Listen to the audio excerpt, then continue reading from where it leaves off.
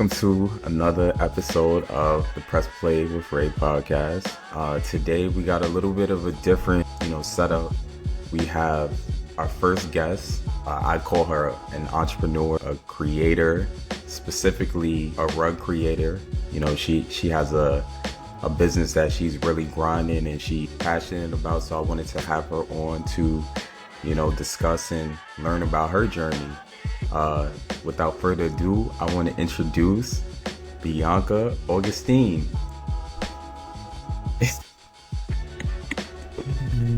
They actually got like a clap feature. Let me. Oh, that was the setup. That was... Of course. Okay, well, thank you. That was a great introduction. Yes, thank you, Bianca, for coming on. How's everything been going with you? I mean, everything's been great. I think it's been a roller coaster, definitely trying to figure out where I fit best. But I think like that was the best part, finally coming down to being a full entrepreneur and getting to do all of these different things. So technically, my business is a consulting agency. So it's actually Nice. my branch business is called Noemi Vaughn Consulting, which is my pen name. So Noemi is my middle name, and Vaughn is a mentor who like really helps me a lot during my path. Nice. And I started off with like hospitality consulting, and I do a lot of curriculum development and project management, which is my main contract right now. So I work with the Okay. program called Ownership is the Future, and they bring entrepreneurship programs to high schools. So we literally go in and teach them about entrepreneurship, and they build the actual business venture. And we give them $1,000 to actually launch it. So once they have their business set up, their business plan, what they want to do, they do all of their finances, and we guide them through that process. We let them launch it, so they get to use that $1,000 investment for whatever they feel Okay. they launch it best. And that's what I'm doing during the day. And Oh, then the that's rug dope. making is another huge part of that, where the clients come to me with the vision that they have on a rug that they want, or some maybe a wall piece or coasters or whatever I end up creating, or whatever it is that we decide on, and I get to make it. So it's getting to do one thing but a lot of different things. So it's like hmm it's the best. I can't even describe it. So what would you say like kind of got you into rug making? Okay, so I got started in rug making because I saw a reel one day on Instagram. I'm not a big TikToker. I know it's like a big thing on TikTok, but I feel like I'm too old for TikTok. And I know I'm not old, but I feel too old for TikTok. What? Yeah, seriously. So after I liked that one video, I started seeing it a lot, and then suddenly I was watching YouTube videos on it. hmm I wanted to take a class to see if I liked it, but the classes were like $400 or $500, which is the same amount as buying the equipment. And Yeah. I knew that I would not want to make just one rug. I would make a few rugs. So I felt like if I made even 2 or 3 rugs, it would still be worth $400 or $500 of my money. Right. But once I actually got started, that was it. I knew I was going to keep doing it. I got a bigger frame. I started making more rugs. And I think this week I'm probably going to make my 100th rug. 100th rug? Yeah, I keep track. I have like a tracker on my notes. What the And this heck? week, once I have 11 rugs to do, I'll be at 102. Wow. So where do you store it?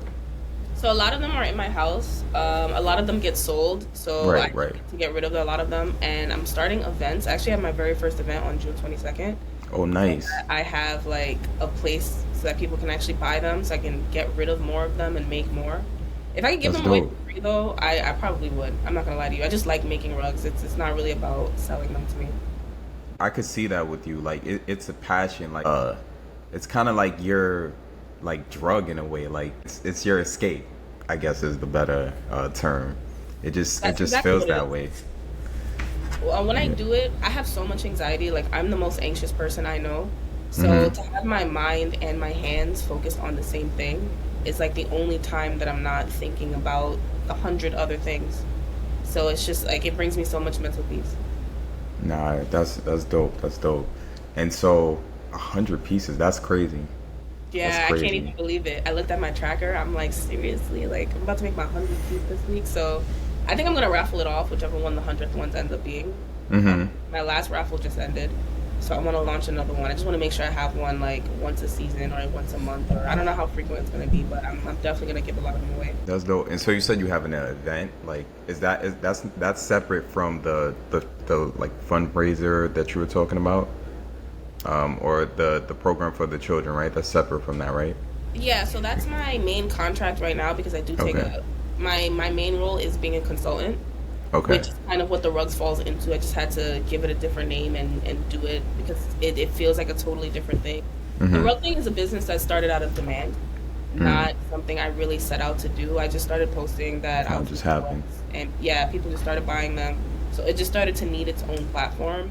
Mm-hmm. And on the back end, I was lucky enough to have like a lot of good connections throughout my Mm-hmm. career. Right. When I started just doing consulting, a lot of these gigs kind of came to me to develop their program. So the program management piece is just like, I don't want to call it my day job because it's just an extension of the consulting piece. Mm-hmm.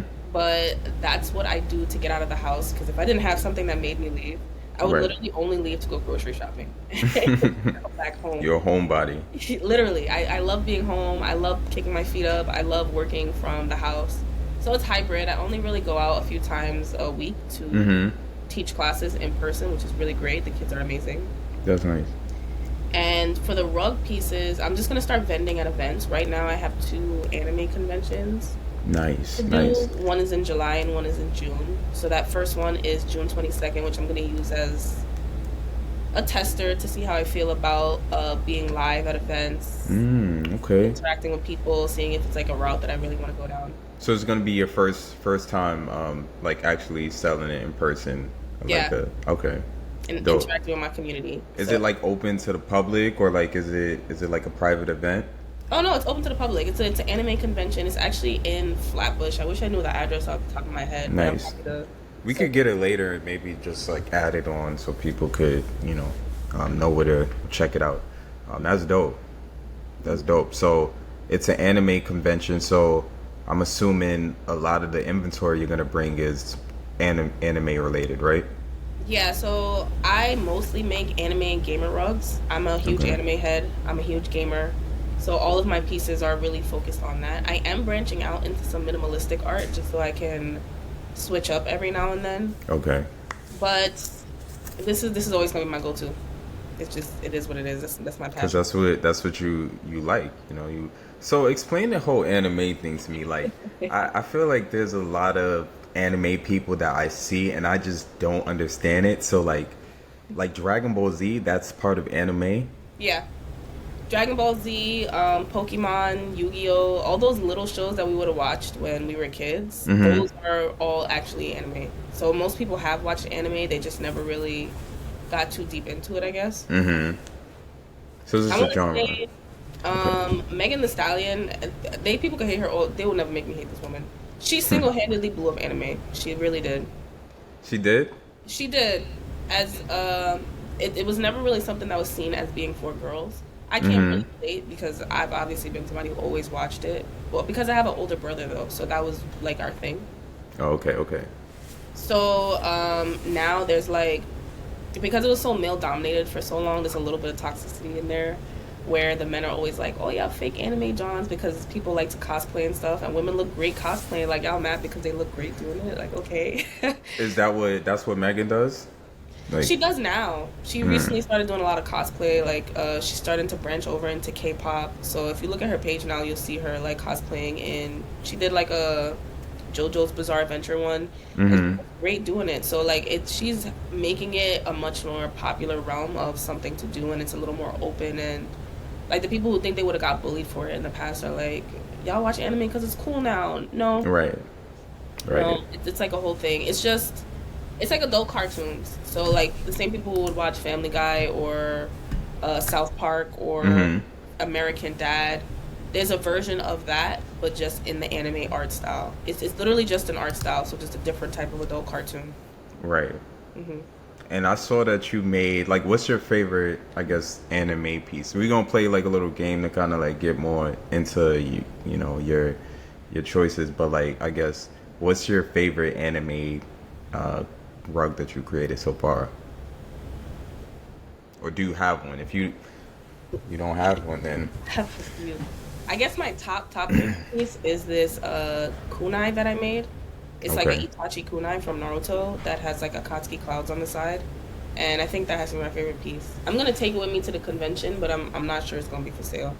You're gonna have people offering some big bucks for that. Like, I feel like the allure of like it not being for sale like makes people want to like buy it even more. You could bid on it.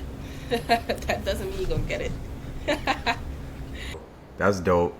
Whoever that lucky person is, hopefully, they bid high enough and you're willing to give it up. But if not, you know, I'm sure you have a lot If of other anything, great yeah. rugs. They could put in an order and I'll remake it. I'm just not sure if I want to give away the very first one of it I made.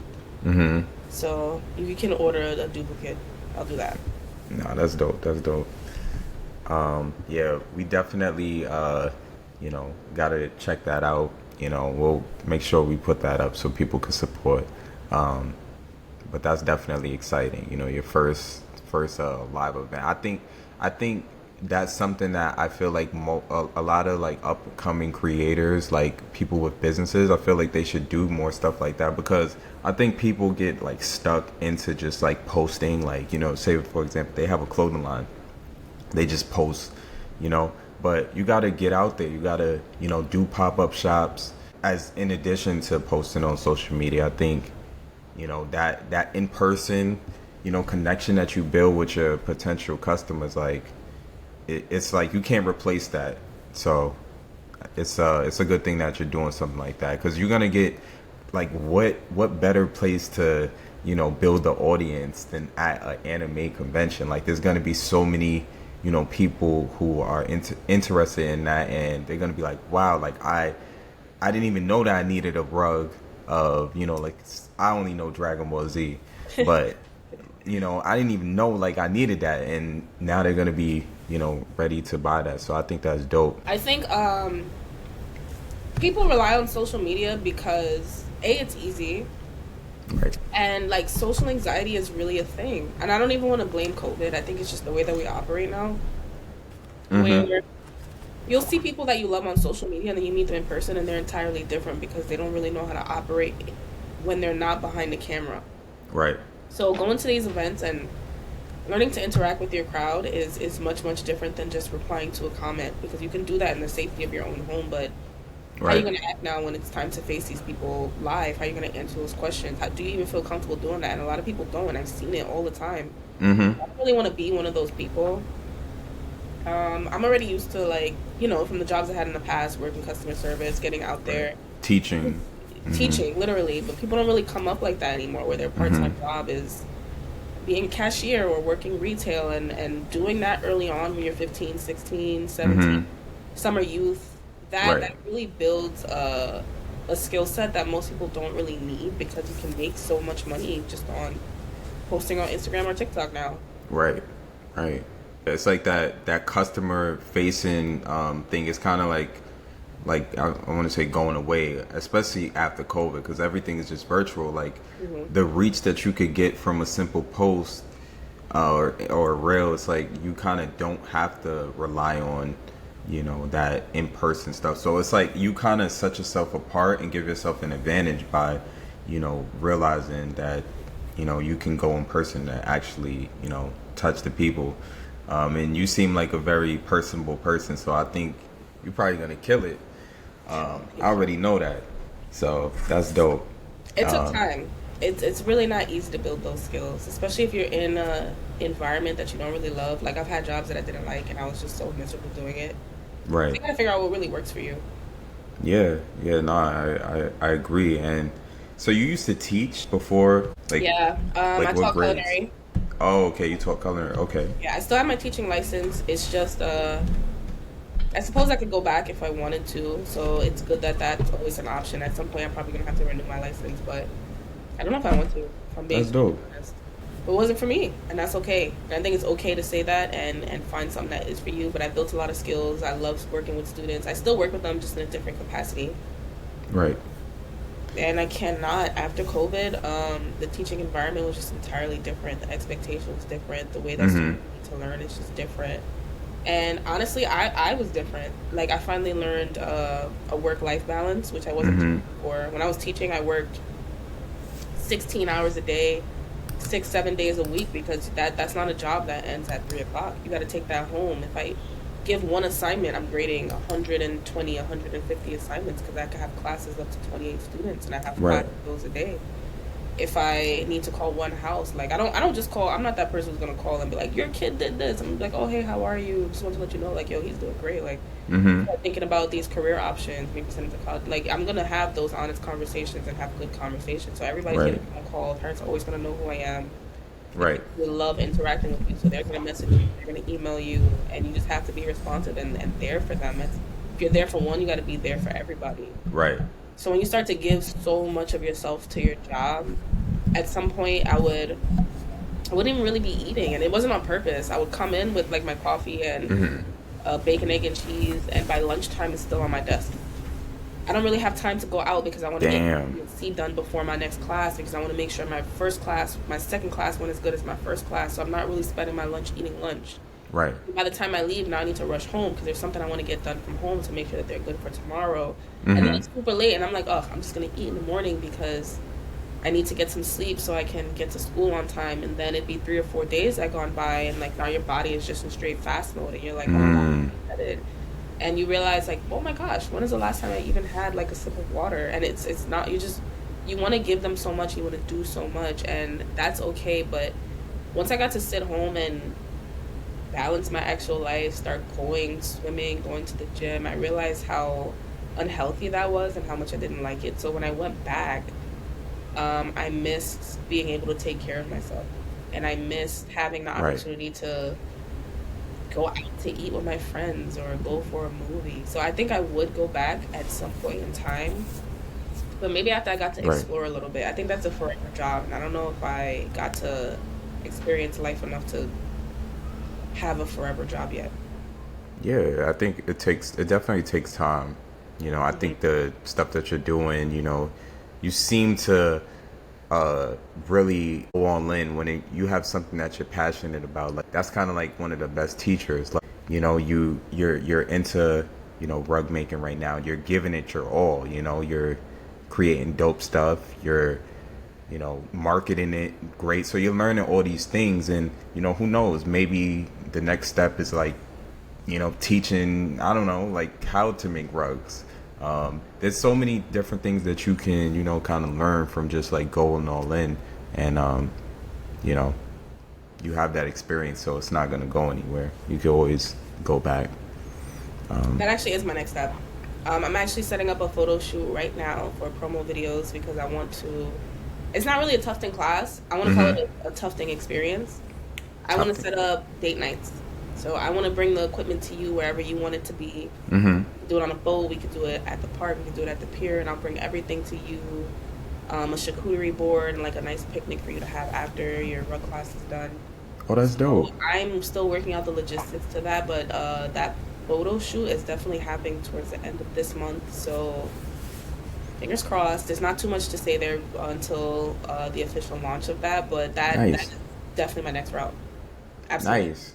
So it would be kind of like, I'm thinking more of like a sip and paint style, Yep. something like that, where people, they can, just gather around, do an experience, maybe drink a little bit, and they just work on a rug together or their own rugs. Hmm. That's dope. That's so fucking smart. But that's crazy. It's like your skill of knowing how to create these rugs. It just creates different avenues that you could go down. So that's dope.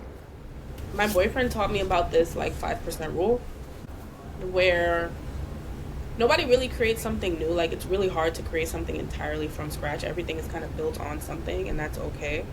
Right. So find something that works and that you like and that you admire, Mm-hmm. and change it 5%. You could do a little more than that. It really depends on how much you want to change it. But if something Mm. works, like when they say, if it ain't broke. Don't fix it. So you're not trying to fix it. You're not trying to be like everybody else. You're not trying to replicate what already exists. Mm-hmm. But you are trying to do it in your own way. So if this is my niche, what am I going to do that's going to make it a little bit different from everyone? So I think bringing that experience to you versus having you go to a studio or a set place, bringing it to you in your vision, because what I do is help people create a vision. Right.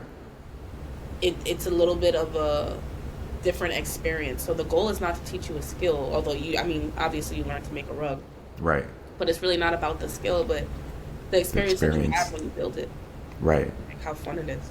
Overall, like, I think that's just a dope thing, you know, to give people that experience, because, you know, they may never have thought of like even creating a rug, and you know, there you are to kind of like create a warm experience, and then going to them, you know, it's a dope idea. You know, I definitely see that 5% thing that he's talking about, where it's like, you know, people have probably taught you know, how to make rugs, like the course you almost bought, but you're kind of doing something similar, but you're just tweaking it a little bit, that 5%. So that's a dope way to look at things. You know, you don't have to like reinvent the world, just change it a little bit. So he talks about Ice Spice, who, like, we all saw her soar to fame, and a lot of people like to hate on her, but she's another person you can't hate on that. She found something that works for her, and she does it. She's a drill rapper. Drill is not new in New York City. We see a lot of drill rappers out here. Right. But instead of rapping about drugs and bitches, she's rapping about being a beautiful woman, which a lot of people resonate with. And sorry, we like to hate on that, but what's wrong with feeling yourself for being beautiful? And that's what she does, and that's what she capitalizes on. She has a catchy sound, and she rose to fame by just being a little bit different in her realm that's already heavily saturated. And the music industry is so hard. It's so heavily saturated right now. She found that one way to break out by using the 5% rule. Right. Just tweaking it a little bit, you know. That's dope. I definitely gotta add that to the toolbar. I like that, the 5% rule. Well, I guess we talked a lot. You want to switch it up a little bit? We got a little this or that game. Okay, so it's this or that. You choose, you know, whichever option, and then if you want, you could elaborate on like why you chose that answer. So first, custom designs or pre-made patterns? Pre-made patterns, all the way. I'm sorry, I will make a custom. I won't make all customs. It's like it sucks the joy from me. There's a lot of things that people request that are fun, and I can take some ownership of. But when you start doing the thing you love, but you only do it the way other people want it, it's not an art anymore. It takes away from that. I'm just doing it to do it. I'm not doing it because I want to. And every once in a while, like especially when the anime heads hit me up, they hit me with an idea that I didn't even have. So like I'm super excited to make it. Like I'm like, oh yeah, let's do this. Like let's do it this way. Let's do it this way. Hey, can I add this? Can I add this? Hey, I'm not even gonna charge you for this, but I want to do this. But then there's that one thing that's like a business logo. I don't mind a business logo. Some things you can just do and get it out the way and do it neatly, and that's great. But after a while, you're just doing it to do it. And I don't do this just to do it. I do it because I like it. So I want to make the things I like. Right. I respect that. Okay, let's see what else we got. Bright colors or neutral colors? Neutral colors. I'm boring. I like tans. I like nude. I like the blush pinks. I like solid. I'm not like into psychedelic. I'm not a super colorful person. I mean, obviously, because I don't have the most colorful personality, but it's just not my thing. Okay. Instagram or TikTok for marketing? Instagram. I'm so old. I just don't understand TikTok. I don't get it. And I know I could try, but I just... And then they're talking about shutting TikTok down, so I'm like... I realize that on one end, if you keep going now when other people are falling off, you're going to be one of the people who's at the top. You know, it doesn't get shut down in America. But the way that they're going so hard for TikTok to shut it down, it's like, do I really want to get into it now knowing that they're really dedicated to shutting TikTok down? But then everything is a scam. So who knows if this is a scam to get TikTok more attention and take attention away from... You don't know what's going on nowadays. Yeah. So I'm going to leave TikTok alone. I don't know what's going on over there. So when you make your videos, because you make a lot of like dope, you know, content on Instagram. Like I feel like that's another reason why I wanted to talk to you, you know, and get some of your, you know, ideas on like marketing. because you create some dope content, and I feel like, I don't know, people just struggle with that. Like, I'm not gonna lie, I do too. But you're consistent. You post like probably every other day. So you don't think like you don't post like those same videos on TikTok, or you just stay away? I tried it for a while. I do have a TikTok for my business page, but I don't get the same views on TikTok. I don't find the same audios. The same videos don't really work as well on Instagram as they do on TikTok. It's just I have a different audience over there. Right. I don't have a really big audience altogether. I'm stuck in that like 200-300 views jail. And I know they talk a lot about how to get out of it, and I just find it because I had Frost Foods. I already studied Instagram and their algorithm so much. It's much easier for me to figure out what the changes in the algorithm are on Instagram and capitalize on that than it is to take my same content, tweak it for TikTok. And I don't even know how to find audios like to capitalize on the trending audio. I literally don't know how. So I always could learn that though. Don't do that. I know, but don't get me wrong. TikTok is different, but like, with the trending sounds, you could definitely figure that out. I know it's like Twitter. I never got with Twitter, and now I never did too. I was always jealous of people with Twitter, man. People who was nice on Twitter. I was like, bro, like, how are y'all like getting all these followers? I never understood Twitter to this day. That's me with TikTok and Twitter. I just don't get it. Facebook, I can get. Like, honestly, I went viral on Facebook before any of my videos went crazy. I feel like you had like a couple viral videos. Like, now that I think about it, like during the pandemic, like I was watching this video. It was like a restaurant video, and I don't know, the person it sounded like your voice. Like, it was a voiceover, so I couldn't like see an actual face, but it sounded just like you, and it was like it had mad shares on Facebook. Could that have been you? Maybe. I mean, I've done so many things, and I've had a lot of things that went viral, and it's just about the next step. Like, I never really focused on. It's really nice. I'm not gonna hold you to have your phone going bling bling bling bling bling. You'd be like, like that. So it's really, it does hype you up on the inside, and they say clout is a hell of a drug, and I can see exactly how it is, because if you get caught up in that, you'll always be trying to. You wouldn't even be making content to make content anymore. You would always be trying to go viral. It's so satisfying to have all these people suddenly interested in you, because I wasn't ever popular. Like, I was not ever. And then now it's like people hit me up and they're like, "Oh, I remember you in high school. I'm like, I had a class with you." Like, I've never met you in my life, and it's always. Who are you? Yeah, literally, and I don't want to be one of those people, because I've always talked to people. I've always been about doing what I have to do. I'm just on my grind, so it's also not surprising that there are people that maybe I never really noticed or never got the chance to talk to, because I've just been so focused on what my next goal was. Right. So only now that I get to slow down and really like see what's going on around me, and there's all these people who are like, "I remember you did this, and I remember you did this," and I'm like, wow, like I think when you live a hard life and you have a hard background, you have so much to grind for. You really get tunnel vision, so you never stop to celebrate what you did or what your accomplishments are, and you don't really see them as accomplishments. And then to have all of these people like loving what you do, it lets you live in the moment a little bit, and I think that's what I love about social media and creating that content.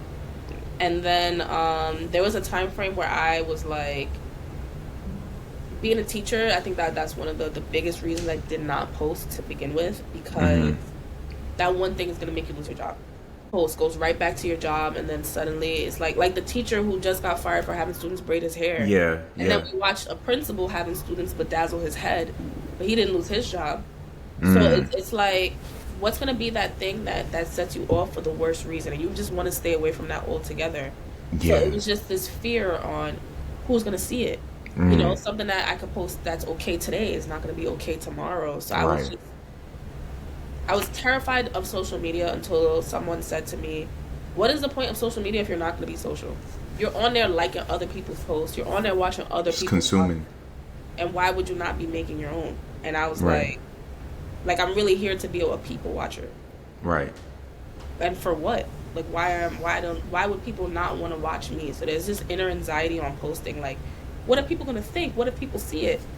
So they're supposed to see it, but that doesn't take away the anxiety. So it was really like a push to start posting, and some of that content is so cringe to me now. I watch it and be like, I can't believe I posted this. But I had to start somewhere. It had to get better. Even now, Right. there's so much stuff I want to try. Like it's still improvements I want to make. I That's finally got dope. a new space, so there's like all these ideas that I can do that I couldn't really do before. Right, right, right. So if y'all listening out there, you got to start somewhere, Yeah. you know. But I definitely understand as a teacher. I never thought about it like that. Almost like you want to, go all out and kind of, take a risk and create content, but it's like you got that fear in the back of your mind, like, man, because kids, I'm sure nowadays, like, they probably, searching for their teachers.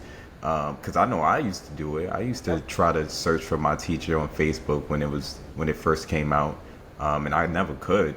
But nowadays, it's like with the algorithm, if your student has your number saved, you could probably pop up on his For You page, and if you're doing all types of stuff, like, how kids are, they share it in class. It could be a mess. So I never even thought about that. Like, It went beyond just social media because realistically, I was 19 when I started teaching.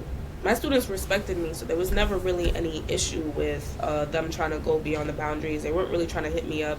Doesn't mean they didn't look for me though. mm-hmm. But I remember one day I went to Target in a crop top, and I Mm. ran into one of my students' parents in a crop top. And Mm. I felt so embarrassed and ashamed. And why? Like, I'm 19, I have a flat stomach, and I'm in a crop top. And I felt good in it right up until I saw them. And Mm. then it was just suddenly just huge inappropriate thing. So even the Mm. pictures that I posted, like, I had to be careful with what image I was setting out and what's appropriate for a teacher and what's not, because you'll have that one parent who, and I've had this before, Mm-hmm. didn't feel like I should be in a classroom Mm. because I was young.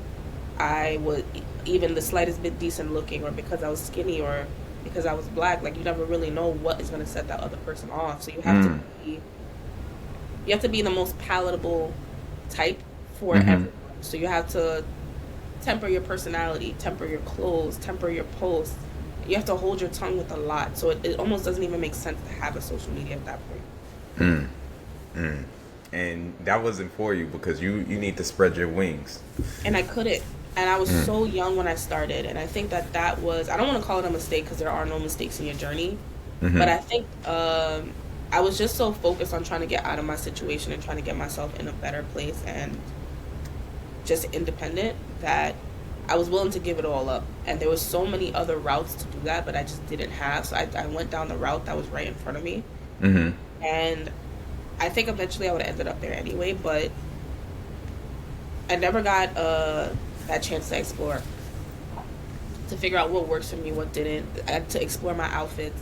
I dyed my hair one time and people thought that I went crazy and I lost my mind, and I dyed my hair like What color? it was half pink, half black. And that was my favorite hairstyle of all time, but it was just so inappropriate for my job. Like, Oh, for the yeah. job. I'm like, why are people tripping? But it was for work. Okay. And then all of my friends, like, they were also like young teachers, so everybody I interacted with was in that realm. So they're looking at me like, "Yo, you good? Like, are you going through something?" Because you Mm. are hair brushed back into a tight bun. Like, even wearing my afro at the time was like not really a thing that I did, because they would Damn. comment on it. If I wore a wig that didn't look good, like, I would get comments on it. Mm. So I would try to literally find ways to make myself small in a room, because I would walk into a room and people would look at me and I didn't know what they were looking at. Mm-hmm. And a mentor over time told me that was just the power that I had, where people would focus on what I had to say. Mm-hmm. And I didn't know how to use it because it made me so self-conscious, because I never really had people paying attention to me, but I was also one of the few black people in a room, one of the few women in a room, Probably period. the youngest too. Exactly. Mm-hmm. So it was just this power that I had that I didn't know how to use, and instead of using it to get me further or make me better, it scared me. I didn't know how to react. I didn't know how to speak, and I just wanted to be smaller. So I would wear bigger clothes. I would brush my hair the way they wanted me to. I would talk the way that they wanted me to, instead of figuring out who I was. And I got so Mm-hmm. lost in that at some point in time. And it took COVID to wake me up. Yeah.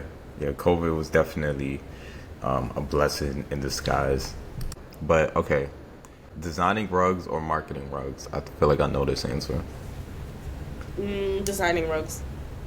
Designing. Marketing does itself if you do a good job. Got you. Physical store or online store? Online store. I don't want to spend all day cramped up in no thanks. Yeah, I've been feeling the same way. Like, I think physical stores are a lot of work. I mean, they could be great. Don't get me wrong, because people like to go inside. But nowadays, like with the internet, man, we can just start up a website like right now for like $20 and, market our stuff instead of having like a store we're paying rent thousands of dollars and stuff like that. It's just a lot. So I kind of agree with you on that. Also, what is the point of if what I'm looking for is freedom? Why would I give myself a 9 to 5? Right, because it is a 9 to 5. You have somebody has to be there. Somebody Yeah. has to run it. Somebody has to watch it. So it's just so much that I can do from home that I cannot do from being in a physical store. And who knows? Maybe down the line I will, but I feel like a cafe where I'm just there to be nosy, let people vent, and be in people's business type of a situation. Right. I mean, right now, like what you're looking for is like that freedom, that flexibility, that passive um, kind of situation. Yeah. Let's see. Solo entrepreneurship or partnership? Uh, I've done the partnership thing. I've tried it. I have to do solo. And I'm So, not. There's nothing wrong with a partnership. I think it's my personality. mm-hmm. I can't work on a team, but Honey Golden is my image. It's what I want it to be. So I'm not sure how receptive I'm gonna be to what another person wants from me. Right. And I think that just depends on the partner and who it is specifically. But I don't think I found that person who gets what I want Mm-hmm. and balances me out in a way where they have what I don't have, Right. where they bring what I don't bring. So Right. if I find that, I might go for the partnership. But as of right now, with it being my image and what I want and my creations, I don't really see the need to have a partner. Yeah. Got you. Yeah, I think that makes sense. You guys, gotta kind of be aligned, and also you don't want to like step on each other's feet. So if you could find somebody who complements what you do and also what you're willing to kind of like, give up, or they're trying to give up, like you guys can't be competing against each other. It should just be like a seamless partnership. But I definitely understand. I think about that too because, it's a lot of things that I would like to do, and it's a little harder to do alone.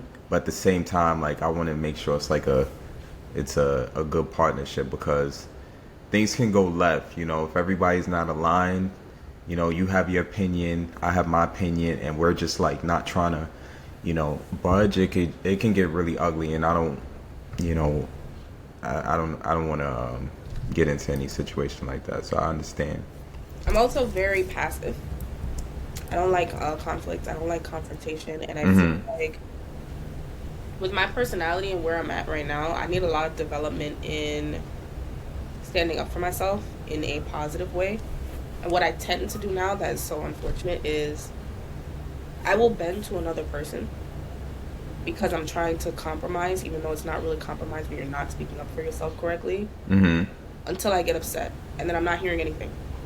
I don't want to hear it. It's this or no way. You can get on my face. And then I still need to find that in between where I'm being firm, Mm-hmm. speaking my mind, but also compromising. And that's a work in progress still. Mm-hmm. So I need to stop bowing to people who are so very, very strong-willed because I don't want confrontation with them.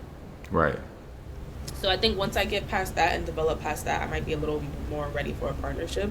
Right. But bringing somebody in right now would easily become a vision that's not mine. Right. No, I understand. I understand. You make a good point. Like I feel like I do have some stuff to like, build and develop before I could probably go into a partnership because I don't think I'm perfect. Not at this moment. Especially when it's something that I'm passionate about. I need to work on, letting certain things go, and I'm actively trying to, work on certain things. Kind of just let it go because at the end of the day, like, eventually when we, scale it up, there's going to be certain things that we're going to need to like, take our hands off to build. But it's hard when it's your baby, so I definitely got a lot of work to do. And it just has to be the right partnership, you know. Like I don't mind partnering with anybody, but you know, I'd rather come on because one thing about me, I'm not I don't want to control anybody. Like I would never come into, you know, if you asked me to come on, I would never, you know, try to take the reign, you know. I always just come on like how can I help, you know? Mhm. What do you need me to do? This is your baby. So that's kind of how I approach things. So when I have somebody that's a little overpowering, I'm like, you know, but it's something I got to work on, and I think also it comes with, you know, communicating better, you know, making sure that everything is understood in the beginning, because if you start with no form of communication and everything is kind of like, you know, everything is guessing, like, oh, I didn't know that this was against the rules, like we never really agreed on that. So that's another thing I got to work on, communication. So Yeah. And then I'd be more willing to do the thing that I feel like is gonna make you the most comfortable, even if it makes me a little uncomfortable because I've been in so many situations where I've just had to deal with things that I'm willing to do that. right. But you can't really do that in business because at some point you start to not like what you built. Right, right.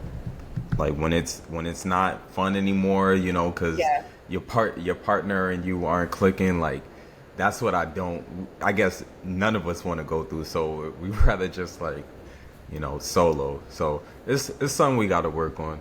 But I get it. I definitely get it. Okay, it's a little bit different. DIY projects or hiring an expert. I'm always gonna DIY. I don't know. I be seeing people's prices and I value another person's work and input, but I want to try it myself before I pay that price. And if I really mess it up, I'm gonna pay you to do it. But I think it also depends because, like, there's some stuff I'm not interested in doing at all that I probably could do. Mm-hmm. Like my father was a home improvement man, so like, Oh, okay. yeah, he taught me like the basics. I could paint my walls, I could fill holes, I can build stuff, Yo, but I you don't better know. than me. I can't do shit. Gotta learn, Excuse gotta my learn. language. Some stuff, some little stuff just to save you money. But I don't want You're to do right. that. So I'm happy to hire somebody to do it because I already know it's too much work. But if I've never done it, I want to learn to do it a little bit first, and then like you know if I'm really messing it up and I really can't do it, all Hmm. right, like I'm gonna just hire somebody to do it. Yeah, that makes sense. See me, I lack the patience. Oh my gosh, I lack patience. Like I would never paint my own walls, even if I've never done it. But you know, I respect people. Like my mom is kind of like that. She's a DIYer. Like she'll try stuff. Like she's into like crafting and stuff like that. Like I don't have that. Like I told you, I don't have that creative, like like mindset. All of that stuff just like it wrecks my brain. So I definitely respect you on that. Okay, you already answered this. It was creating your own designs or custom client requests. I feel like you said you'd you'd rather create the your art. I can't wait until I'm in a place where I just make things and people want to buy that.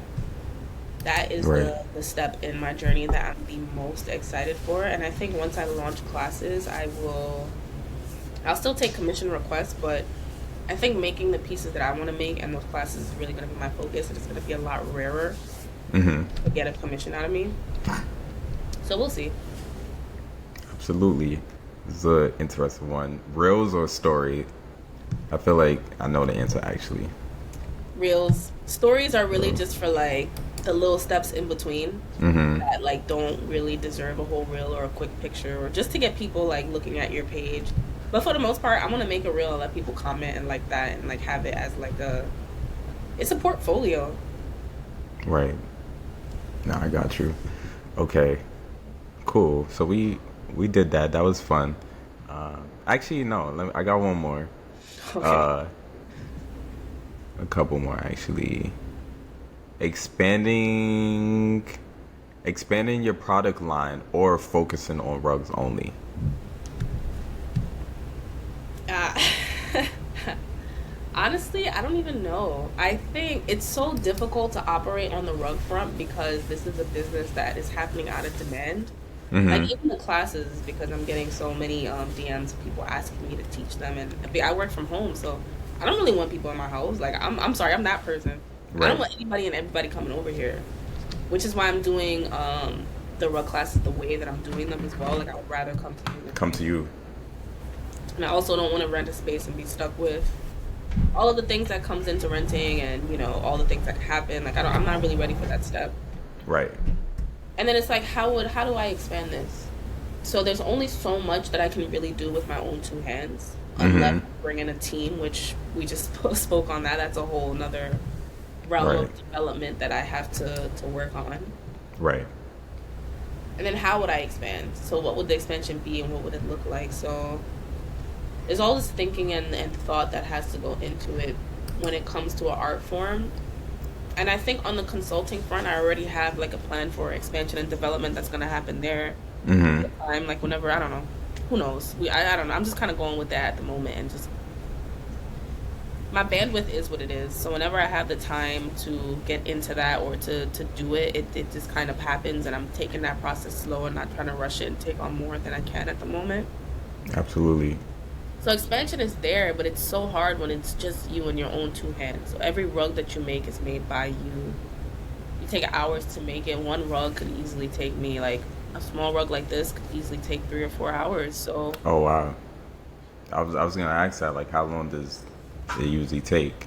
yeah, you probably spend an hour or two just tufting it and getting the yarn and the design there. Then you Mm-hmm. gotta wait a day for the glue to dry. Then you gotta carve it out. So it could take hours to sit there and carve those details and really get it perfect. So it depends on Mm-hmm. how big it is. But even the smallest rug, I mean, I guess you can make it in like an hour or two, but that's still gonna be a rush job. It's not really gonna be as perfect as you want it to be. Right. So that's a tough one. A little of both. Little both. Okay. Yeah. All right. Cool. Early morning work sessions or late night? Uh, I'm actually a morning person. You a I am morning? every Okay. day at like 6 o'clock, but I go back to sleep. And it Okay. just takes me so long to get in the mindset to actually work. I will be watching One Piece, or I'm actually rewatching One Tree Hill right now. That drama is just doing it for me. Uh, So I will One be, Tree Hill. yeah. Don't tell That's me. not anime. That's not anime. No, no, no, no. It's a regular show. I watch People too.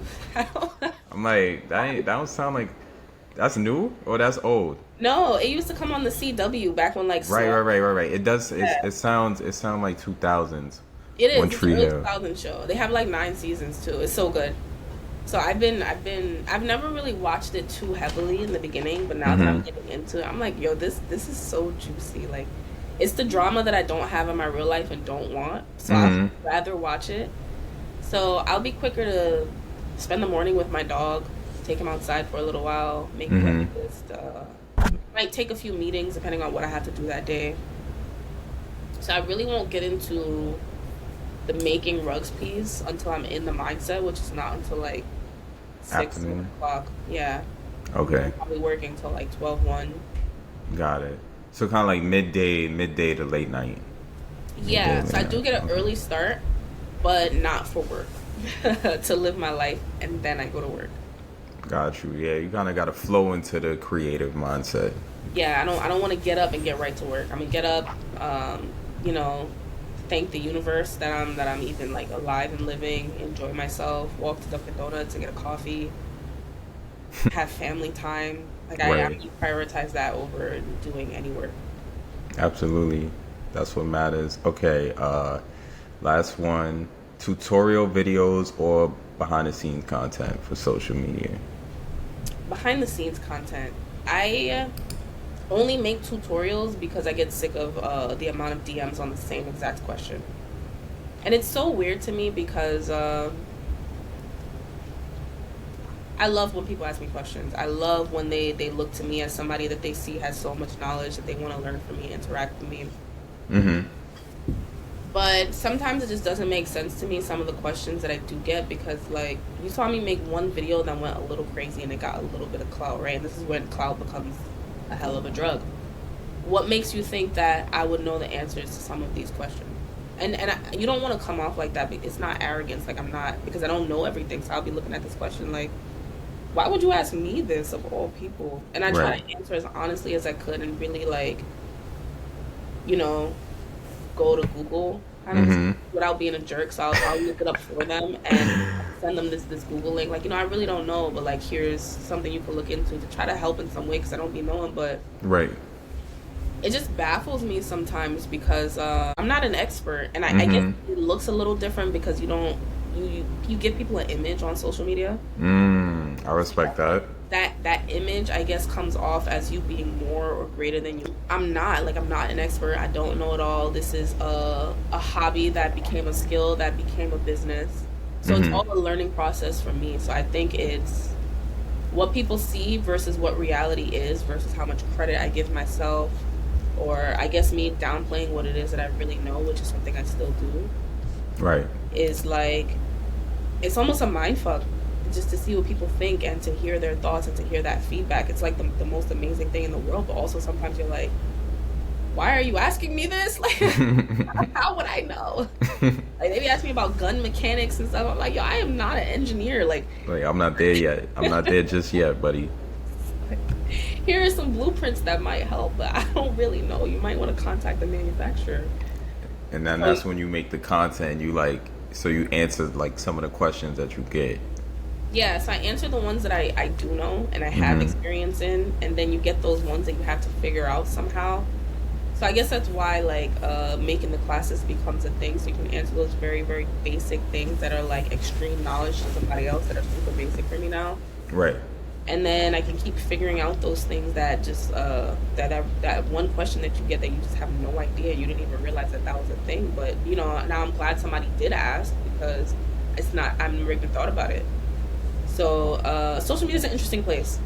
You never want to be arrogant. Like I'm always trying to be as humble as possible. Right. Right. Right. Right. Right. So, and then I worked with special needs students. Like my heart has always been for like special needs, and like I worked in D79, so all of my students were like formerly incarcerated. So there's people who really don't have these experiences. Like I'm teaching a culinary class, and I have a new student come in, and I literally have to teach them to wash dishes because they come from a household where they've never used a sponge. They've never used soap, and you can really look at them like, you dead ass don't know how to do this. And like that thought it occurs to you. Like I'm teaching Right. people to make ice, like how to use an ice maker because people only have fridges that come with pre-made ice, so they don't know that you can make ice.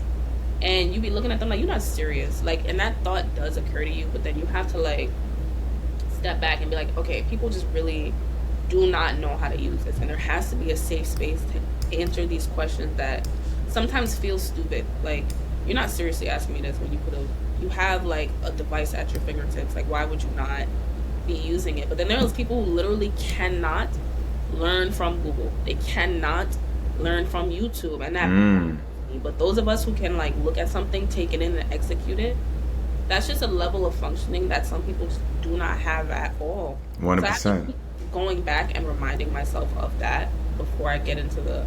I'm not even going to answer you because somebody has to answer them. Like somebody has to like shine the light a little bit. Right. Right. It's a hard thing. It's so hard. Yeah, nah, and then also it's that customer service aspect. Like you don't, that person could potentially be a customer. So even though it could be a question that, they could just Google or, it's obvious. You still want to, just be nice to them because they might, the fact that they showing interest, they might, be a customer down the line. So, I always try to have that mindset too. Like, you know what? Just answer it. Like the other day I posted some content about like my camera setup, and then somebody commented like how much, and it's just like you could Google all of these different things, but I just kind of broke it down. Like it doesn't hurt. Like the fact that he's engaging is helping my me with the algorithm and stuff like that. So it doesn't hurt. I just want to talk to you.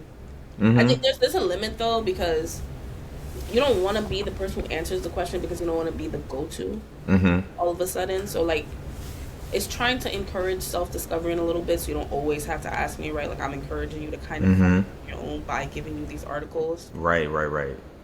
So like there's a limit, but some people also are just lonely. You don't want to stalk her now, but you don't want to be that stush person who doesn't. It's all about being humble, right? You're not trying to be stush. You're not trying to be one of those. Like I do want to be interactive. I want to get to know my people, and like you said, it helps the algorithm. So why not?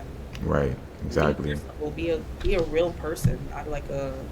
I'm not a franchise business with a customer service team. It's me. Would you mind like talking about like the process of making the rugs? I know you kind of just talked about it, like, but um, what is the process that you take to make a rug? Maybe from the idea to like you know when you post it online. Like, what's that process like for you? It's changed a lot since I got started. Hmm. I think in the beginning I was so fascinated by the things that were already viral, and I cut that out quick because you got to start the trend. You can't just keep hopping on it and trying to Mm. hope to get sales because by then it's played out. So I Right. think I moved from I entirely stopped caring what other rug creators are doing and what they're making. Not that I don't see their work and appreciate it and see the value in it, but I just mean in terms of it no longer impacts what I want to make. It's just more so, wow, okay, that was a great idea. Like you really did that. Right. So now it's like I'm always on Pinterest. I'm always scrolling on Instagram, just trying to get ideas and inspiration. And it's not Right. about me wanting to remake what's already been done. It's about me making what hasn't been done. Hmm. So like one of the rugs that really went the craziest that I didn't expect to was the Dark Magician Girl card because I was really one of those people who my I mom was saw from that the one. library. All right, so I know nowadays like kids don't really travel by themselves, but I am from New York. Okay, by the time you're like 8, 9 years old, you're going to the grocery store. You can go to Hmm. school by yourself. I can go to the library. Like there was things that I could do, and I had limits, and I just had to stay within what my mom was comfortable with. But I Right. also knew how to look out for myself, so I can see why it's so different. So one of the places that I like to go is the library, and we would be in there playing Yu-Gi-Oh. We'd be having Yu-Gi-Oh tournaments. So Right. Yu-Gi-Oh was I a big sucked at part of my Yu-Gi-Oh. childhood. Yeah, I'm sorry. I was that person at the lunch table, busting everybody's ass in Yu-Gi-Oh. That was my whole thing. And the Dark Magician Girl, I never liked her as a card, but she was always one of my favorite like Yu-Gi-Oh monsters. That was a rare card. I feel like. I don't know if she was like rare, but it was like one of the strongest. So like it's like Pikachu for Pokemon. Like Okay. everybody knows Pikachu. She's one of those. So like Dark Magician, Blue Eyes, the White Dragon, Exodia. Yeah, So you bring back memories, man. yeah. So there's a few cards that everybody knows, and she was one. And I'm female first, obviously. So I Hmm. decided to make her, and it just went crazy because at that point in time, now I'm seeing a lot of Yu-Gi-Oh cards, but at that point in time, nobody else had done a Yu-Gi-Oh card in particular, and it's not out there, right? Everybody knows what a Yu-Gi-Oh card is, but at the time, nobody really thought to make a rug out of it. So I'm more into doing the things that nobody else thought to make and doing them differently or doing them in a way that's going to stand out. And I still have that rug. I might do a giveaway on her. I don't know. She's another one I'm not really fully ready to let go of. Mm. But it was just an idea that came to mind and I executed it and it came out so well. And now I'm kind of getting into this range where that was great because it was one thing that nobody else had done yet. So Hmm. I got to start that, which was like the best feeling ever. Now to see other people making it because like you were the first. Like, Right. you doing it now, but I did it first. He was a trailblazer. Yeah. So now it's like I got a sketch pad. Like my boyfriend literally bought me a sketch pad because he thinks the best thing to do is like create your own heart. Like Keith Haring. Am I saying his name right? Keith Haring. I'm not too familiar with him. Okay, or like Cause. Let's go Cause because I don't want to mispronounce his name. Cause. We all know what the Cause statue is, right? Everybody can see like a piece from Cause and they know who Cause is exactly. So Hmm. now it's about creating that thing that people know is me no matter what I do and how different it is. It can only be me. And I can Right. have these people who recreate it and fine, whatever. I really don't care what people do. I really don't care what they steal. Mine is mine. Right. So now like I'm working on drawing things out on Procreate. Like I've been learning to use Procreate, drawing things out in my Sketchpad that are just really unique to me. And I Nice. think I'm always gonna make those things like the Mario pieces or Mario Mushroom or Sonic or Hmm. and I'm always gonna make those because that's what I love. But now I want to make that thing that's mine. Right. And you can recreate it all you want, but it's always gonna be mine. And even if you recreate it, it would still be tied to me because I made it. That's dope. Would it be like a character? I think so. Okay. I don't know if it's gonna be like an anime character or just like a cute like chibi character because I love like the whole chibi art form. I like But that. it's been something I'm playing with, and I think it's gonna take a while to really settle on what it's going to look like or what that character is going to be, but it's going to be Mm-hmm. something that just screams Bianca. So if you really know me, which most people don't, like getting to know that personality is going to happen, I think, through whatever that character or that art form ends up being. That's dope. That's dope. Okay, so you got the idea. Now what's next? What's the next part of the process? Like I guess technical part of the process. I think really getting out what that character is gonna look like, even if it's more than one, like one or two, just they have to stay within the same realm with the same art form, so you still like know it when you look at it. Then getting it digitalized, so then I would have to like keep creating it on Procreate, create a bunch of different scenes or a bunch of different variations of it, and then picking which one I want to make first. Because at some point you just gotta go now. Whether it's good or not, the first one might not be great, and that's okay. It's just all a work in progress. It's just to go and get started. There's too much thought, and I think even teaching my students the entrepreneurship piece, Mm-hmm. I'll have a student who hasn't launched that business because he hasn't figured out his logo. Why? Mm. That's what's holding you back. So not because you don't have your logo, you don't have your color palette. So every time you make a poster, you're stuck like, what color should the poster be? Your color should be set because your logo should be done. Even if that has to change later, pick one thing and stick to it. And I think that comes with like an indecisiveness that happens a lot now, where people are so scared to move forward. But being so scared to move forward, now you're not moving anywhere. Like, why would I be at a standstill? Mm. So do something, and even if it sucks, you can at least figure out what sucked about it after it's done and change that for next time. So I'm not afraid to have something flop, Mm-hmm. not be good or not be what I expected. 'Cause now I don't have to post it, but I still did it. I Right. can post pieces of the process, so maybe I'm not posting the finished product because I didn't really love it.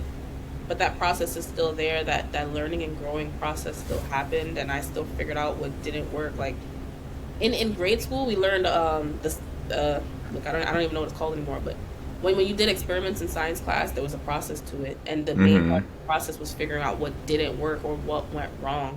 So you Right. got to do something first to figure out what went wrong, to figure out how it's going to go better next time. I'm Right. not scared of that. Right. It's interesting that at like that age, like they're kind of dancing the doubts that I feel like lots of people experience, and it's kind of like that's where it starts. So, if you could kind of like switch that mindset at a young age, where like you have this huge imagination, you could, like 10x that by the time you get older. So it's just interesting that it starts when you're young. It's not that you just develop it. Like you've kind of had these doubts all along. So Everything you know. starts when you're young. You can Mhm. see it in the most simple form in like small children. And the only thing that changes is how hard we make it as we get older, because now there are all these thoughts. People have intentions and motives and all of these different things that start to influence it. But like when we were young, we're taught like if you do something wrong, somebody say sorry.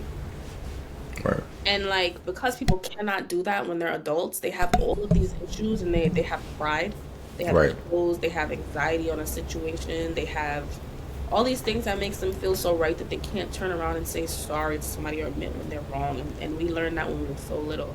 So it's all of these Exactly. lessons that we learn in the simplest forms that just like they don't process the same when you're older and you have all of these other things going on. But like why not? Right. Why, like what's different about it? What would you say is like, I guess, the biggest challenge, running this business? It could be anything from the creation process to the marketing process to acquiring customers. Like, what's the most challenging part? I think it's filtering out the voices that think they know what you have to do, to be honest. Posting content is posting content. That's really something that's really more done for fun because I like to do it. Mm-hmm. It also gives me the clientele. So remembering to record, like once you get in the habit of it, you remember it after a while. But when you start to get to know other tufters, or you like join Facebook groups and all of this stuff, people have all this stuff to say on your work, and it's so negative. But you have to remind yourself that it's an art form. Right. Somebody else who has expertise on what you do is always going to have something to say. They're Mm. always going to think they know how to do it better. They're always going to think that you messed something up. Like, there is no one way to do anything. Right. I think once you finally get to that point where you don't care, like you have enough confidence in what you do to not care about what other people have to say, or you just filter it out. Like it Mm-hmm. doesn't matter anymore. And that was a big issue I think with Frost more than it is with Honey Golden, Mm-hmm. because weed smokers, a lot of people don't like edibles. They're like, you wasted the weed, and I'm like, dude, I made Could you you edible. could you let the audience know like what your business Frost was about? So Frost was just another branch off to the overall consulting agency that I gave a different name because it had its own audience, where I made like a weed experience. So I would throw like weed parties, and that would be something that I do with my boyfriend because he's so into music. So he'd like to create a platform people can come perform. Like people don't really get that opportunity. Mm-hmm. And we would make it a 420 friendly event. So I would make weed drinks and like pre rolls and stuff. Mm. And you, instead of the being alcoholic beverages at the bar, you can get an alcoholic beverage, but you can also get a weed drink now. So that Got you. kind of blew up a lot because it was right before it got legalized in New York City. Mm-hmm. And honestly, the only reason you don't see it as much anymore is because Meta's restriction Mm. on everything got so severe that they were like always threatening to shut my page down and stuff. Like I lost my personal page once and I had to fight for it back. Oh, And wow. because it just became such a hassle to even post my content, I Wow. just didn't want to deal with that. And like that's really like the only reason that I don't do that as much. And then it wasn't summer anymore, so we really weren't throwing events like that. So there was really, I don't want to say that there was no sales because people still write me to get like frost drinks and stuff, but the fun that I had in making the content, throwing those parties, Mm-hmm. just wasn't really there when my content got so heavily restricted. And I love that Twitter is not trying to do that anymore. Yeah. And I get what Meta is saying, like, it's explicit content, or Mm-hmm. I'm not there smoking the weed, and I don't like, Right. You're just it's hoarding weed. it essentially. It's weed. I'm not shooting heroin. I don't, and I know like there are people who believe a drug is a drug and you shouldn't be like saying that one drug is better than the other. Mm-hmm. I don't really fully agree with that. I have lupus, so Mm-hmm. like pain management, I don't take narcotics. I'm highly against it. I don't want it. I'm too young for that. I don't feel like I need a drug addiction so young in life, and I don't want to rely on a narcotic to deal with something that I can deal with through foods and nature. And a big part of that was marijuana. Right. And that is how I got started with that to begin with. So a lot of people that I know who are in that autoimmune disease community, Mm-hmm. they were looking for something similar because they are already like taking high doses of steroids, taking all of these immunosuppressants, and all of these medications have side effects. And you need a medication for the side effect to temper that side effect. You need a medication for that side effect. And now you're taking 10, 20 pills a day, and some of these people are really young. And I get not wanting to do that. Like, I didn't want that for myself. Mm-hmm. So it started there, and then it became, because it was recreational, then it became something that was just like recreational, not that Mm-hmm. you need it, didn't buy it also. Right. And then it was just fun. But the fun got ruined when you can't post it, you can't share it, you can't talk about it. It's Yeah. always restricted. I'm always getting flagged. I'm always getting banned. I'm always getting a warning. I'm always getting like, and my page even now I believe is shadow banned. So you Mm. have to type out my full name even to make it pop up. Oh, wow. So I had to stop posting it on my personal page for a while, even to get my personal page not shadow banned. So Mm-hmm. when I switched content to Honey Golden Rugs, it was so incredibly hard to get views, likes, or anything on my content because that shadow ban was still like there for the most part. Mm-hmm. And only now is it coming up more. I finally made a separate rug page for it. And I don't have a lot of followers yet, but I do get like a decent amount of views and likes on the videos, which is really great. And so it's like, it's a numbers game now, just like Right. and restarting it. And my most viral videos definitely came from Frost. Like that is the only time I got like millions of views. And I think that's where I like Yeah, really, I saw those views. I was like, wow, like that's dope. And it I just couldn't like even believe it. I couldn't yeah, believe that I did it, or that many people were interested in anything that I had to do, and that's really where it started. So even if I can't do it the way that I want to do anymore, I still built those skills back then that I'm using to do something different with now. right. And even with uh this business, like I feel like you have a few videos that have quite a lot of views, like way more views than I've ever gotten on, Instagram. Um so it seems like you understand like how this works, and you're kind of just like, putting that content out there. Um and it works for the algorithm like that. I think you did a post about the creative Dragon Ball Z. Yeah, when he passed away, unfortunately. Yeah, rest in peace. But that content that you post, I felt like it got like a lot of engagement. That's my most viewed video so far, rug wise, and for a few reasons. A, it was the timing.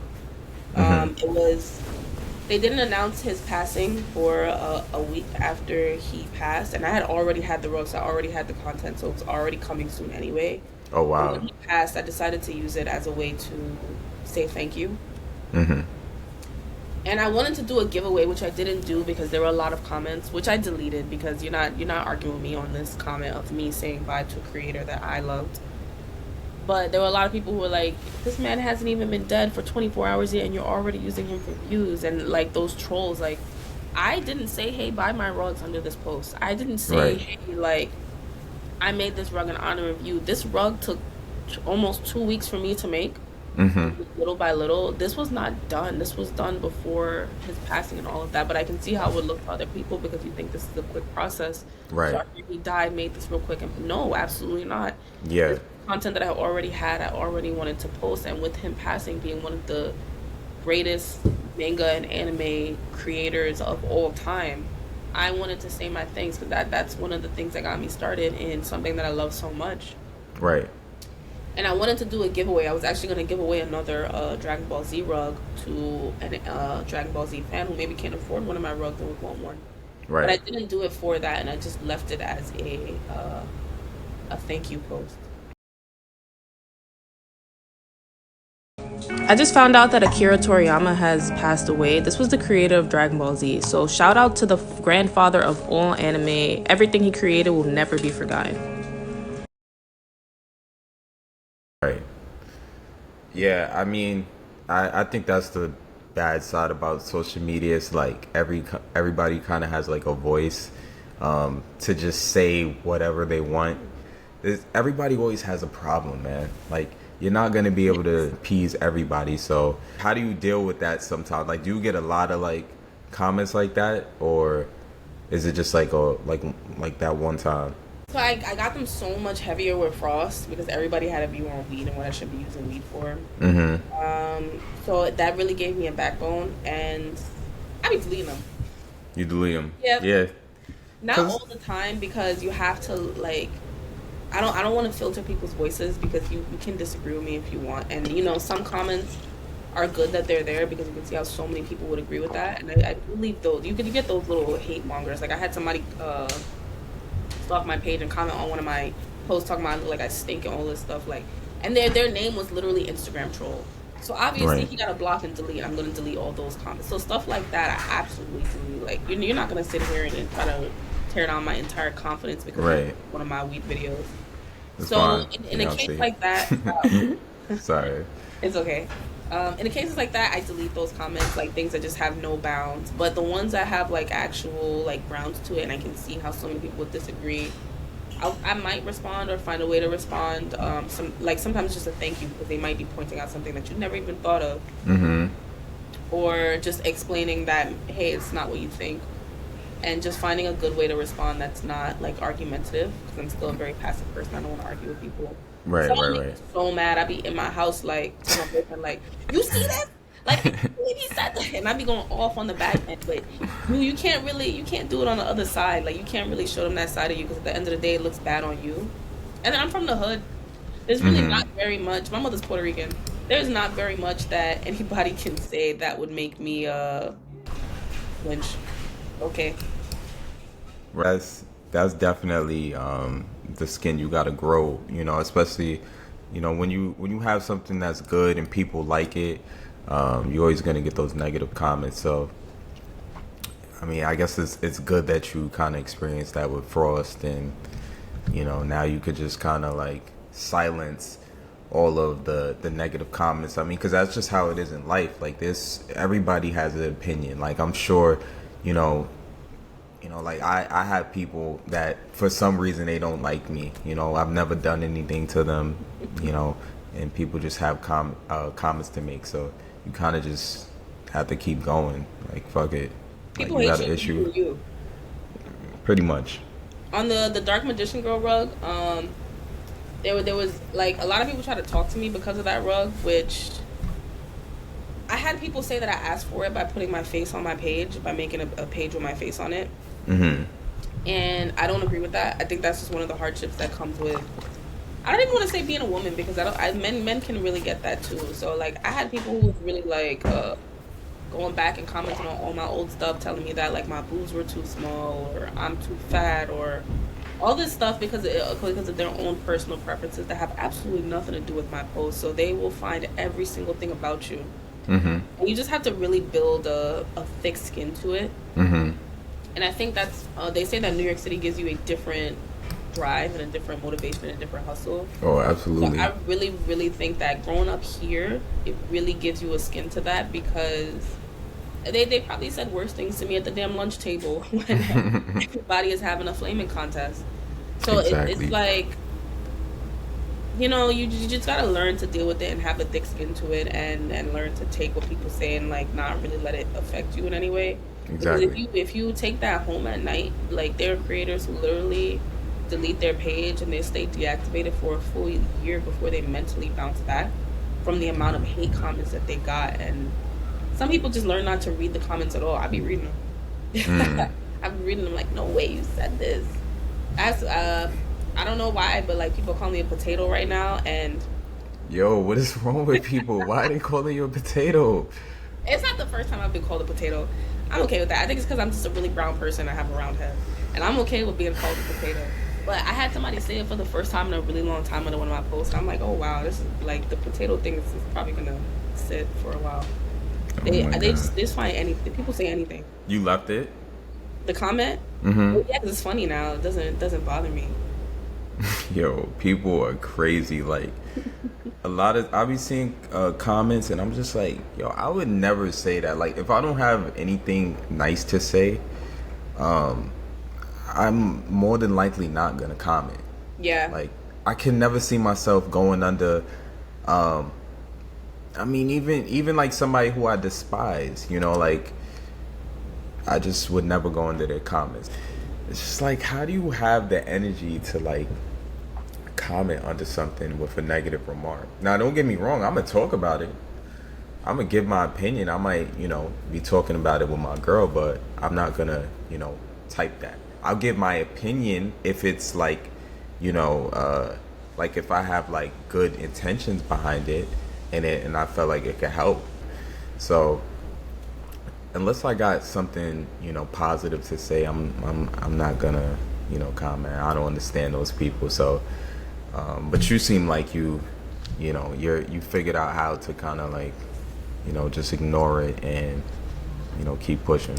I agree. I'm not one to really spread negativity. And seeing how people's comments come up like so much later in life, like you'll make this comment years ago and then somebody goes and finds it in a different situation. Right. I don't want to be caught in that. So I personally don't, and I don't really want to tear people down, so I don't make those comments, but I will not hold you. Sometimes that stuff needs to be said. I am a believer. I am highly against bullying, but some things need to be said. There's a way to say them that people can take them right. constructively. Right. And constructive criticism needs to happen. Like all this sensitivity, like that shit needs to go out the window. It's over for me. I am not going to baby you. I don't want to sugarcoat it. I want to be able to say something to you and not have it be something meant to tear you down. So I'll find the best way to say it. Mm-hmm. And I don't think people really have that filter on social media. It is necessary to build the skin because had I not grown up with such an unfiltered mom or such a unfiltered family, I would be weak. I would have never been able to take those comments. I would have never been able to post content, period, point blank. I wouldn't be able to ignore what people had to say. And I would be one of those very bitter content creators who is stuck spending hours arguing with all the people under those comments. But that's because I had those people who said it to me. Or those people who are still here to this day who are going to say it to me. So I'm not going to be the person to say it to you. But, you know, shout out to the people who do. Just, you know, let's try to find a way to say it where it's a little more constructive versus somebody down. Yeah. Like, just find that balance. But like you said, sometimes it does need to be said. Yes. Yes. But let's help this person get a little better somehow, please. We just talked about the challenges. And I feel like we kind of been, talking about the marketing throughout, this whole thing. Um, I guess like, what's your strategy like when it comes to marketing? Um, and what do you feel like is working the best? Like in terms of like, you know, getting that attention, getting people to inquire about like, your rugs. I don't really have one. If I'm being honest, it's Hmm. just more so record every step. I'm trying to get as many angles as possible because you don't want the video to be like super boring. Right, right, right. And then it's a numbers game. You don't know what's gonna go viral. You don't know why. You don't know. So at first, it's kind of just posting a lot of things so that you can get better at making content. Hmm. And then when you find that thing that for whatever reason always gets more views, comments, and likes than others, that's the thing that's working for you. So you just kind of lean into whatever that section is, and those things that consistently, there's going to be these videos that you make that consistently get you no views, no comments, no likes. You can still post them because some content is just content. You're literally just posting to stay relevant. Right, Or I don't even want to call it to stay relevant. You want to post on your page every day. Again, be social. So not every post is meant to have impact. right, Some of it is really just there so that you made sure that you posted something that day to keep your right. page active. Stay top of mind. So those posts are okay for that day, but you really do want to post, like, your audience finds you. You don't really find them. Right, So after a while, the analytics start to tell you what age range you're attracting, what states you're attracting, what countries you're attracting. And you have to appeal to that because if that is what's finding you, why would you be going for it's like dating. Why would you constantly jump after the people who don't want you? right, So like do the same with your posts. So if right. people like the process video, they like the video of me doing the back of the rug, I'm gonna make more of that. If they don't like the video of me shopping at the store, I'm not gonna keep making videos of me shopping. I might post one every now and then because I don't have anything else to post. Or maybe I'm taking a week off, so I'm just posting all of those things that I had stored up on the back end. Hmm. But that's really it. You just keep posting, refining it. You figure out what works, what you like to make, what your angles are, what looks best to you, Right, what people are commenting on. You create better hooks. You find better hashtags. One thing that's really been working for me, in the beginning, I would make a lot of hashtags like rug maker, rug making process, and then I saw somebody else's reel that said, as a creator or as a person selling something, why are you appealing to the people who sell something? mm, So if I'm hashtagging rug maker, I'm attracting rug makers. Why? mm. And instead, I'm hashtagging mental peace because this is an activity that I do that brings me mental peace, which other people might see. And even if they don't want to buy my rugs, they might like this content because it might be soothing or just entertaining for them to Mm. buy. So it's about appealing to that person now. So what hashtags do I use and how do I rephrase what I'm already saying in a way that appeals to that person instead of appealing to the artist? Because I'm not Mm. trying to appeal to other rug makers. I don't really care what they think. I love their art. I want to see their art. I want to see what you're putting out. I want to show you love, Right, but you're not my audience. right. That makes sense. Hmm. Be when or if you're selling a course, that's when the hashtag rug makers could come in. But that makes sense because I feel like a lot of people do that. They don't really think strategically about the hashtags. They kind of just hashtag anything. So it's I think it's smart that you kind of like realize like what hashtag are my customers using, Hmm. and kind of going after that attention that way. That's Right. smart. That's definitely smart. So I guess like what advice would you give to anybody aspiring to be a rug maker at this moment, in your journey? Just keep going. Stop worrying about what everybody else is doing. Stop watching everybody else. Stop recreating what's already been done. Figure out what you want to make because if you are interested in something, other people are probably interested in that too. So be different. Stop. Don't. If everybody's making that Tom and Jerry part, the rug that pull aparts, like it's this Jerry rug with the heart eyes, where the Mm-hmm. base comes off and you see the skeleton underneath. I Mm-hmm. see so many of that. Like, why why would you make that if it's already viral? So many people already went viral on that. Figure out the thing that hasn't been done yet and do that. So bring that attention to you by being the first person to do it. Just be there. It's art. It's art. We're not manufacturers. We're not making Nike t-shirts. We are making something that goes in somebody's home that who wants something that everybody else is wearing. it's okay with like a tracksuit or a pair of sneakers, but there's some people who even don't want to wear these tracksuits because everybody and their mother is wearing them. You don't want to look like everybody else. We're not out here selling uniforms. Okay, so I grabbed two. Okay. This is one I'm working on this week. It's a super simple piece. It's just a gummy bear. Oh, that's dope. I'm actually still working on it. I have to finish carving out the details. But this is like one of my most recent favorite pieces. And it's not really much going on. It's super simple, but sometimes the simple is like the best way to go. That's dope. And I also brought my favorite piece of all time. This is the piece I was talking about earlier. It's a really long piece. So this is like the top of it. And this is the Itachi Kunai. This is a 4.5. Oh yeah, that is long. It's huge. That shit is like taller than you.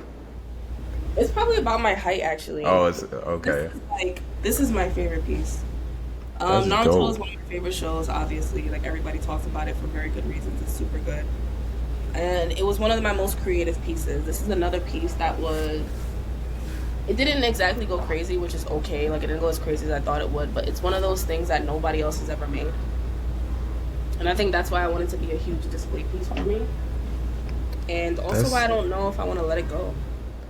Yeah, I mean that looks dope. Like I'm looking at the shape of it. It's like not like, just like regular like square rugs. Because I'm thinking like it's really detailed. So when a rug is circular or square, it's like a regular rug. But when it's not a circular square, they call it die cut, and that's when you really just give it a border around the design itself, and that's what I really like. I really like weapons. Like, if I could be a blacksmith in another life, like I would straight up make samurai swords. I would make like kunais. I would make all of those ninja stars. I love it. I would have them in my house as decorations. I don't really think I'm built in this life for that level of heat to be at the blacksmith's furnace, and like I am not that strong to sit there and like hammer at it. So shout out to anybody who still does that. Like, it's a super old art form. Right. But I love it. I think it's great. I really wish people still like learned how to use the weapons correctly. Like, I think it's like a beautiful thing. So for products like that you're making or like that one that you just showed, like what would that be perfect for? Like is it like an accessory? Is it something that you can maybe put in your bathroom? Like when you create these products, like what do you think about? Like, or do you not think about that as more of like the art and then like the use case later on? It is more of the art form. This specific piece I'd probably put on the wall. I don't know if this is one I would want people stepping on. Okay. So I would put hooks on it. It would probably be a wall piece. The gummy bear is probably something more built for the floor, like somewhere to be like next to your bed or something, or like if got it, like the bathroom or something like that, or maybe not the bathroom, maybe bedroom.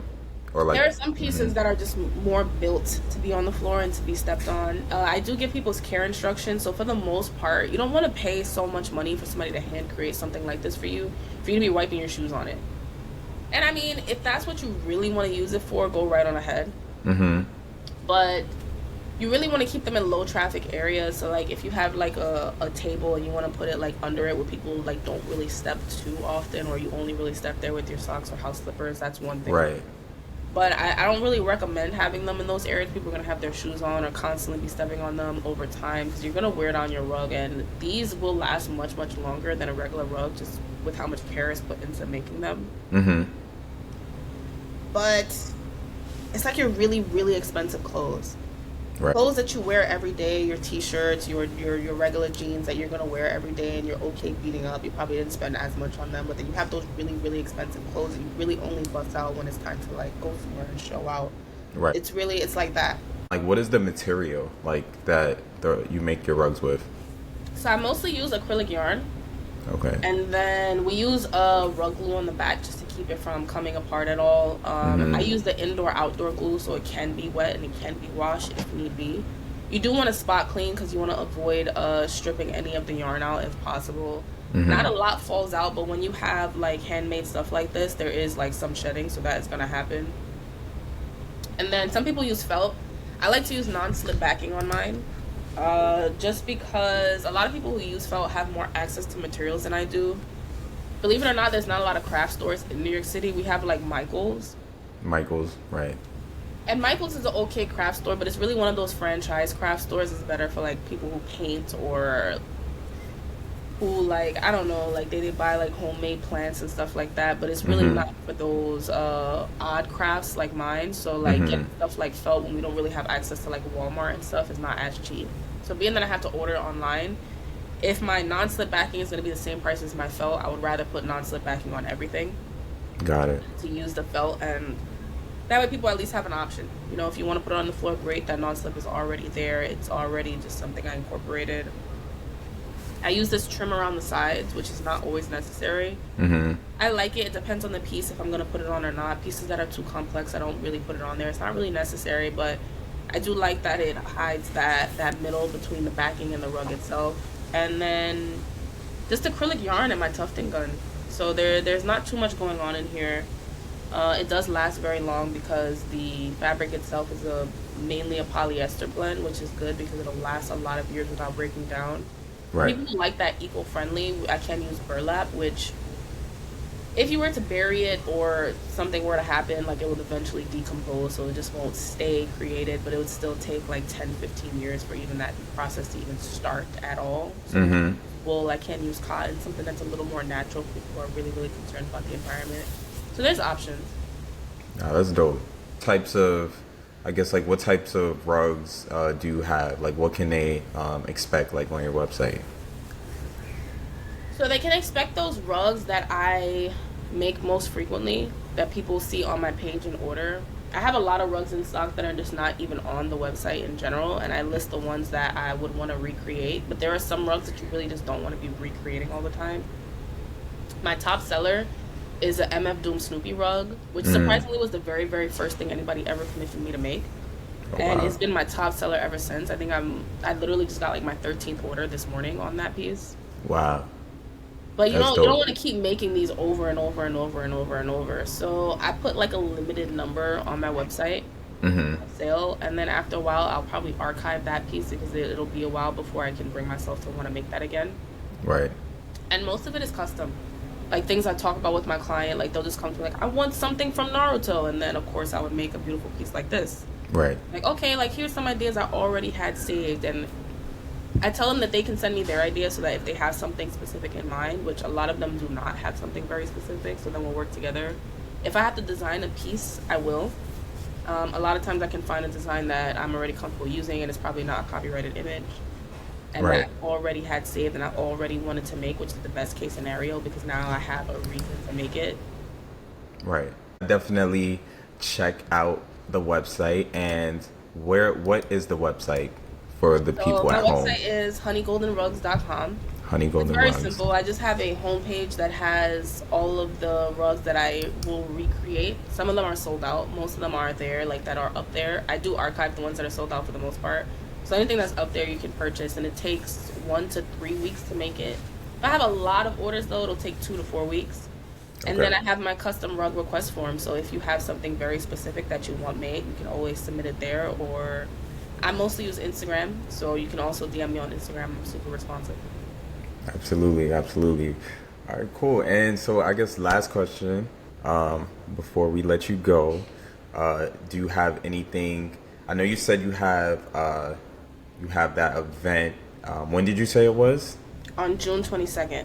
June 22nd, and it's an anime event, and you'll be there. You'll be selling your rugs, hmm right? So I'm gonna Okay. bring everything that I have in stock. I'm also making a lot of smaller pieces for anybody who wants something smaller, or like keyboard rugs if you want something special for your desk. So that's super exciting. I'm like getting to work on that. I have I'm gonna be grinding on rugs for the next 2 weeks just to get it out there, and then have a week to kind of relax and figure out what I'm bringing. But I'm bringing everything I have in stock, including this rug.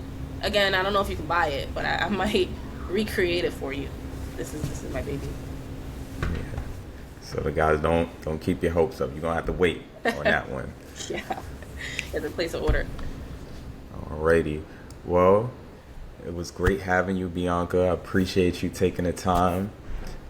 Be sure to visit her website, support, because she's definitely on a grind. You know, she's creating, some dope work.